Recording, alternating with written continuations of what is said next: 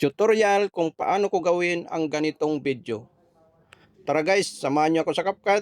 Basic na basic lang po ito, bata man o matanda. Kayang-kaya po itong gawin. Ituturo ko sa inyo step by step. Tapusin lang niyo po ang video kung kayo po ay nanonood sa mga tutorial. Kailangan lang po dito ng tiyaga para maganda ang resulta.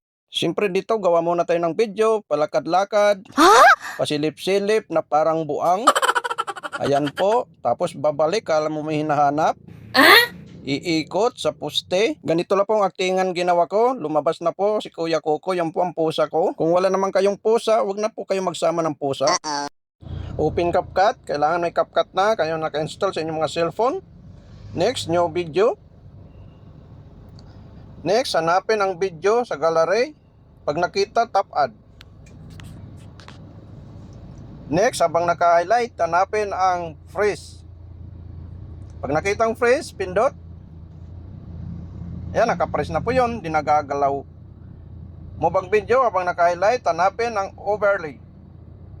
Ayan, pag nakita ang overlay, pindot. Matik na po yan, bababa ang clip.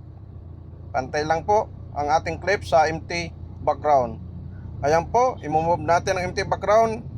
Pantay lang po natin sa main clip. Ayan, kailangan pantay po dyan sa puting guhit po yun. Ayan, linisin ang CapCut logo. Delete. Move ang video sa unahan. Ayan, dito po hanapin natin ang timing kung saan tayo mag-split. Ayan. Yan, tap ang clip, split. Habang naka-highlight, hanapin ang mask. Pindot mask. Punta tayo sa horizontal.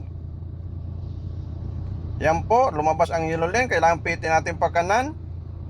Focus po kayo sa yellow lane. Itapat lang natin sa poste. Pag goods na, punta tayo sa adjust. Hanapin ang pay dirt.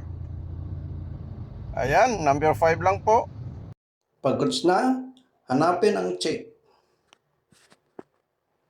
I-play ang video. Guys, kung nasundan nyo ang video, huwag naman nyo ako kalimutan, paki-follow, sapat na. Pag goods na, tap ang export. Save to device.